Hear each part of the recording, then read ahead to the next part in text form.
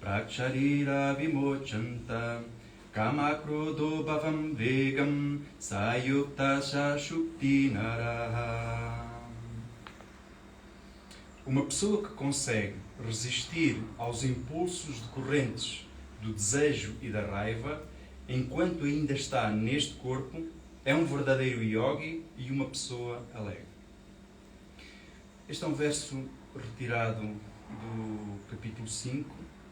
O capítulo 5 do Bhagavad Gita, ele fala-nos de Karma Sannyasa Yoga. No capítulo anterior, dois capítulos atrás, no capítulo 3, falava-se de Karma Yoga, a ação sem a expectativa do resultado dessa ação. Não é? No capítulo 5, Krishna fala-nos e o Guruji faz comentários condicionadores ou direcionadores para os seus devotos. E este capítulo é a verdadeira renúncia. Ou seja, não é só renunciar às ações, ao fruto das ações. É importante também ir para além dessa renúncia. E o Guruji fala muitas vezes isto. Então, para entendermos um bocadinho melhor este verso, e este verso tem uma abrangência gigante. Este verso pode nos ensinar sobre a alegria, como conquistar a alegria. Por outro lado, ele mostra-nos que o desejo e a raiva, que é o que diz aqui, no decorrer, os impulsos decorrentes do desejo e da raiva, ele, neste verso, também nos diz que o desejo e a raiva seguram-nos neste ciclo infernal de renascimento, morte, renascimento, morte, renascimento, morte. Então, é um verso que pode ir desde a abrangência de falar da alegria, do desejo, da raiva, mas hoje queria puxá-lo numa direção diferente. Queria puxá-lo na direção do perdão. Porque quando fazemos uma leitura do Gita, muitas das vezes temos alguma dificuldade em direcionar o que é que lá está escrito. E é por isso que os comentários do Guruji são muito importantes. Não só os comentários desse verso, mas agregados aos satsangs que ele faz. O Guruji recomenda-nos que nós vejamos pelo menos um satsang por dia. E porquê? Quando nós estamos em contacto direto com os satsangs do Guruji e ao mesmo tempo estamos a estudar o Gita, porque ele nos pede para estudar o Gita, nós acabamos por encontrar respostas para determinados versos do Gita no satsang, porque ele vai dando direções consoante aquilo que o Guruji pretende que os seus devotos atinjam. Então, ele fala aqui também da realização. Então, primeiro, o que é a alegria? Não é? É um pouco isso. O que é a felicidade? O que é a alegria que fala aqui? A alegria é sempre fruto da ausência de raiva ou de desejo. Porque o Guruji fala muitas vezes, quando há desejo, há expectativa. Atingimos, volta a haver novo desejo, volta a haver nova expectativa, atingimos e assim sucessivamente. Então estamos presos neste ciclo. Então, se nós tirarmos este desejo, a felicidade começa a chegar. Porque na realidade nós começamos a ficar com uma certa paz, como ele diz depois no comentário, os grandes yogis, eles ficam em paz com este estado de ausência de raiva e ausência de desejo. E o que é a paz? É a felicidade. Ninguém que não esteja em paz não está feliz. É difícil encontrar alguém com paz e infeliz. É muito difícil.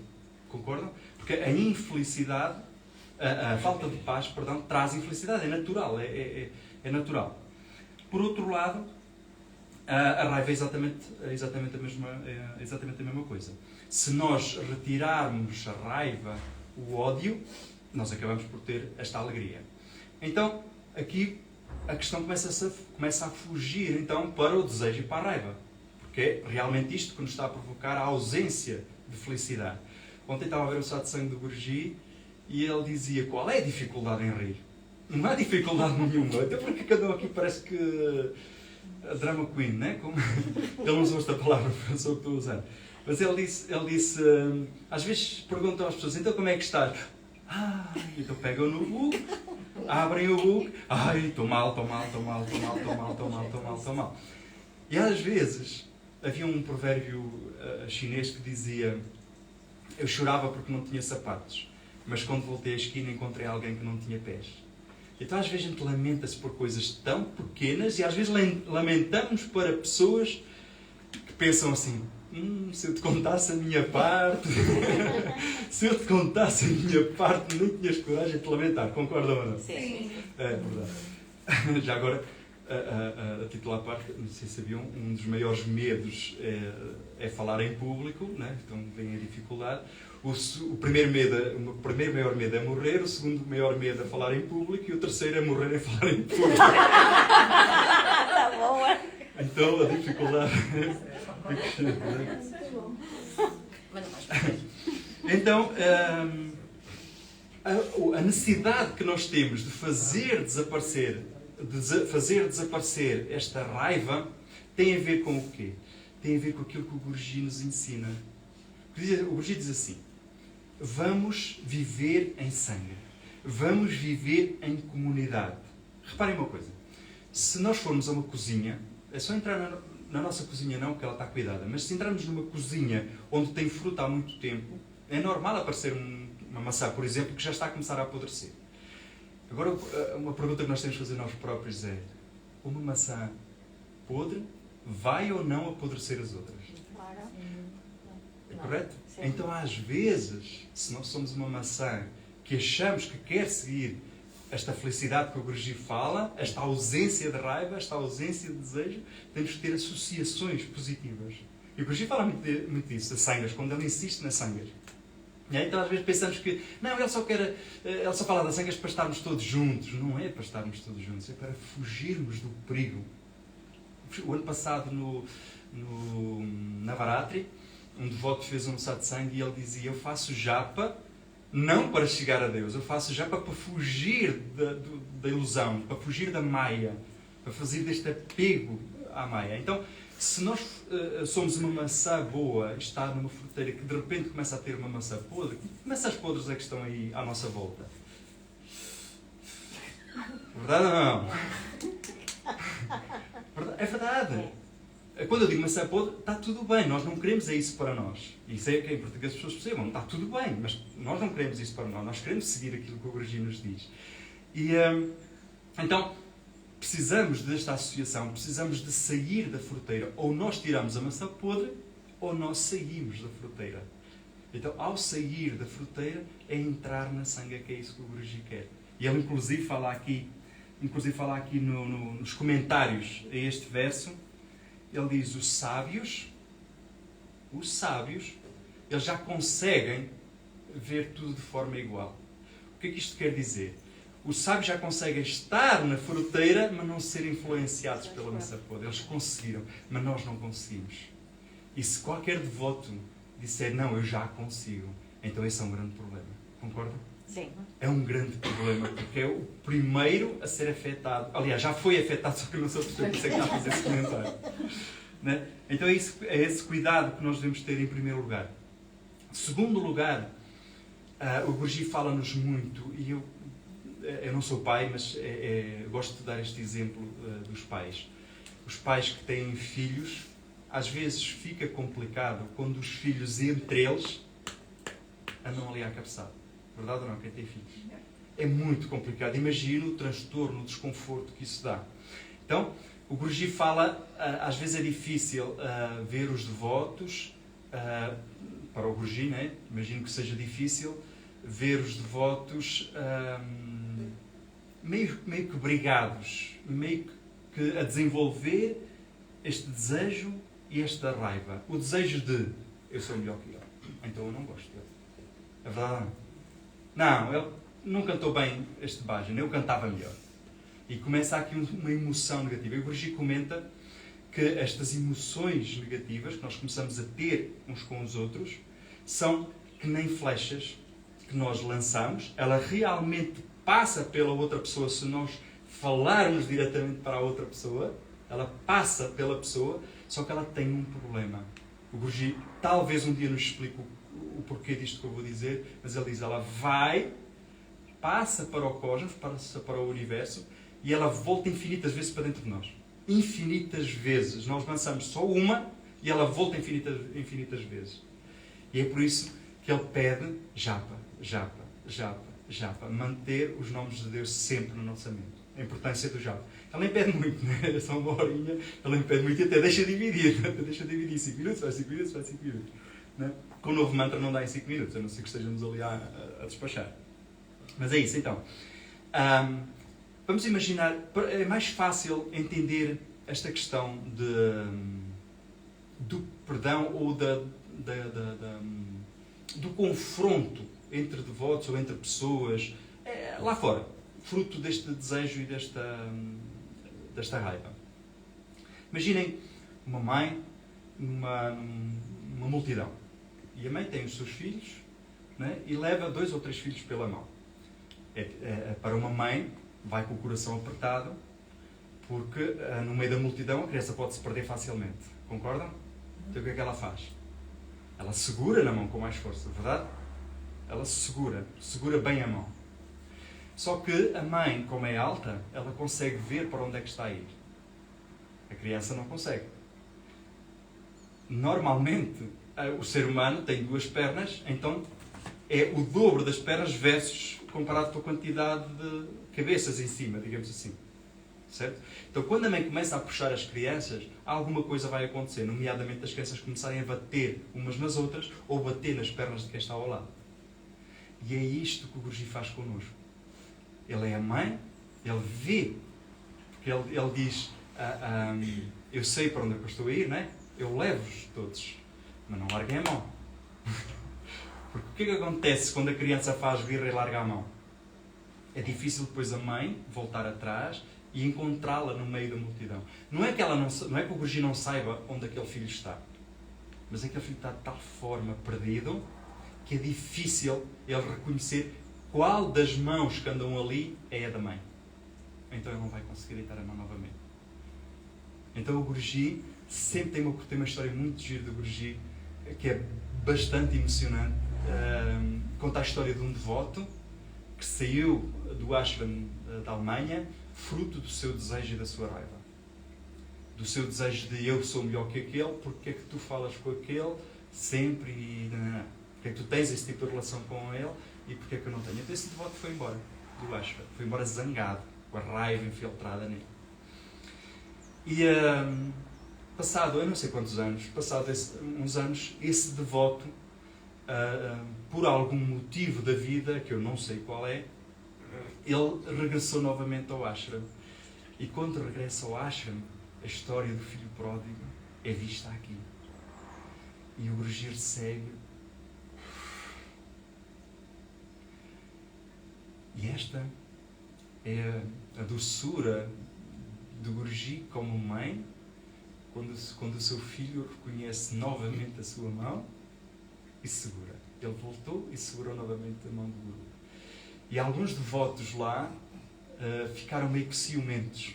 Mas ele esteve fora e falou até coisas desagradáveis e agora voltou. Uma mãe ia-lhe doer o coração se os irmãos, depois de um filho ter ido embora, ter se perdido, entre aspas, porque se calhar para ele não estava perdido, e de repente volta e a mãe recebe-o com o carinho, como se ele nunca tivesse saído, como se ele nunca tivesse dito nada. E o irmão reclama disso. A mãe não ia gostar, pois não? A mãe não ia gostar. E muitas das vezes nós somos o impulso para alguns devotos se afastarem um bocadinho. E nós somos também os responsáveis para alguns devotos voltarem de novo. E muitas vezes nós dizemos assim, então eu devo estar com todos os devotos, devo procurar todos os devotos, não? Temos 7... quantos mil milhões de pessoas temos na Terra? 8 bilhões. 8 mil milhões, não é? Bilhão. Em Portugal disse 1.000 milhões. Ok. 8 mil milhões de pessoas na Terra, não é? 8 mil milhões. Então é muita gente. Então temos muitos devotos para ir buscar para o Guruji. Concordam? Temos muitos devotos para ir buscar para o Guruji. Porque, na realidade, nós que estamos no meio da multidão, lá embaixo, somos como que os tentáculos que puxamos o braço daquele que está meio perdido e encostamos à mão. Depois já não é nossa função. E o Gurji diz muitas vezes isso. És devoto, não tens que dar conselhos espirituais. E é muito importante nós termos, porque muitas das vezes nós, ou porque estudamos bem uma escritura, ou porque trabalhamos afincadamente num determinado seva, então nós achamos que já podemos dar conselhos espirituais. E é um erro gravíssimo. Nós não podemos fazer isso, porque ao dar conselhos espirituais podemos estar a dizer àquela pessoa que está ao lado, esta mão não é bem assim, pega antes daquela forma. E ao pegar daquela forma, ele pode não conseguir agarrar a mão da mãe e perdeu-se novamente. Então o Gurji pede-nos isso. Traz-me os devotos, mas não sejas um conselheiro espiritual. Ele não usa estas palavras, as palavras são muitas. Traz um devoto, mas não sejas um conselheiro espiritual. Ele não quer que a gente seja isso. Faz sentido, não é? Então, a nossa missão é trazer e colar a mão deles na mão do Guru. A partir daí, é uma guerra, entre aspas, entre ele e o Guru. A nossa função é o quê? Manter a Sangha, viver em Sangha. Que é o que nos fala aqui. A forma, aqueles que conseguem afastar o desejo e a raiva, não é? O desejo até de, não, eu já trouxe 10 devotos, só trouxeste 5, essa coisa. Não, isto não pode existir, não é? Esse desejo desaparecendo, a raiva desaparecendo, nós começamos a ter uma felicidade. Porque às vezes a nossa felicidade está associada a alguém. Verdade ou não? Acontece muito com os casais, o Bruce fala disso muitas vezes. Nos primeiros 10 dias é tudo muito bonito, o primeiro ano e depois por aí fora. Não é? Falando nisso e voltando aos conselhos espirituais, no casamento acontece muitas vezes, não é? O que não temos é pessoas divorciadas a ensinar aos outros como é que devem manter um casamento. Isso não é o melhor conselho. É como nós somos os filhos do Guru, nós não podemos ensinar aos outros como devem devocionar o Guru. Não, isso é uma prática individual, um sadhana individual. Até porque, muitas das vezes, a forma como nós percepcionamos as coisas negativas nos outros, que são essas coisas que nos vão provocar raiva, tem algumas pessoas que dizem, não, nós quando reclamamos com alguém, estamos a espelhar o que lá está. Isso é a coisa mais fácil de dizer para o mundo de hoje, para as pessoas gostarem do que veem. Porque na realidade, vamos ver, se eu estiver ali a tomar um café, uma chávena que tenha café, e se alguém passar por mim e der um pontapé na mesa, ou me der uma chapada em mim, o que é que vai derramar da chávena? Café. É certo? Café. Mas porquê é que não derrama leite? Porque não está lá leite, está lá café. Então, quando alguém nos agride, o que derrama daqui para lá não tem a ver com o que veio de lá para cá. O que derrama daqui para lá é o que está cá dentro. E todos nós temos esta raiva. Todos nós temos este desejo. A questão é tomar consciência, que é um pouco o que este verso nos faz. Tomar consciência que a tenho para a poder começar a controlar. Faz sentido? Ninguém consegue ir a uma floresta apanhar um mal-me-quer se não sabe o que é um mal-me-quer. Ontem estávamos a preparar a cerimónia do Purnima e a Lakshmi disse, tens ali uma flor, e disse o nome da flor. Para mim foi igual, porque eu cheguei lá, vi muitas e eu não sabia qual era aquela. Então, nós não conseguimos identificar uma coisa que não sabemos o que é. Então, primeiro temos que melhorar uma coisa que não sabemos o que é. Então, primeiro temos que identificar em nós, sim, realmente eu tenho momentos de raiva, sim, realmente eu tenho momentos de desejo. O Guruji, como é que eu posso trabalhá-los? E o Guruji diz uma coisa muito gira. 90% dos problemas se resolvem fazendo japa. Fazendo japa todos os dias. Então, aqui voltamos à questão inicial deste satsang, que é o perdão. Então lá, todos nós queremos efetivamente atingir este estado de felicidade permanente. Dizia um empresário de sucesso nas viagens que eu fiz aí ao longo do mundo, e um empresário mexicano, ele disse: o difícil não é você chegar lá. O difícil é você manter-se lá. E o Brigitte fala tantas vezes disso. O difícil não é fazeres um dia de japa. Uma hora de japa. O difícil é manter isso. O difícil não é fazer atma-kriya. O difícil é manter o atma-kriya constantemente. O difícil não é fazer o puja diário em nossa casa para quem faz puja. O difícil é manter o puja. Faz sentido? Então, o difícil não é atingir um estado de felicidade. Muitas vezes até alguns coaches de desenvolvimento pessoal usam uma expressão: não, felicidade não existe. Felicidade é um conjunto de momentos felizes. Essa é uma desculpa muito bonita para dizer, para se desculpar de quando não está feliz. É verdade ou não é? O Brigitte não fala, o Brigitte diz, não, o estado de felicidade é um estado de amor permanente. Não tem altos e baixos, é um estado de amor permanente. Lógico que nós não estamos nesse nível, mas buscamos esse nível. Então, à medida que buscamos esse nível, nós não largamos a mão dele, porque é a única forma que nós temos de lá chegar. Não é? Como há um Bhajan que diz, o Brigitte gosta muito dele, não estou a lembrar agora, que ele diz, pela graça derada. Pela graça derada, nós chegamos àquele estado. É um Bhajan muito chique. E então é isso. Ou seja, como é que nós vamos afastar esta questão do perdão? Na realidade, nós não temos que perdoar ninguém. Porque, vamos lá ver, quem é que já chateou com alguém? Todos nós. Aí em casa então, não é? Toda a gente já se chateou.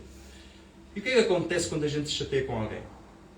Vamos supor um exemplo. Eu chateei-me com a Amani. Fiquei enfurecido, fiquei enraivecido com a Amani. E a Amani vive no norte do país, eu vivo aqui no Ashram. Então, a Amani vai para o norte, isto foi no dia de manhã.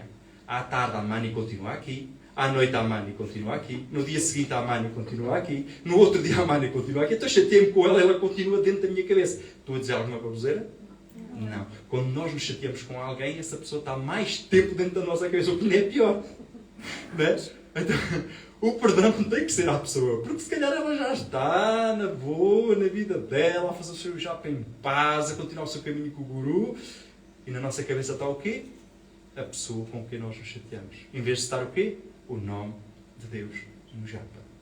Então nós não temos que perdoar ninguém, nós temos que nos perdoar a nós próprios por termos deixado que aquela situação nos...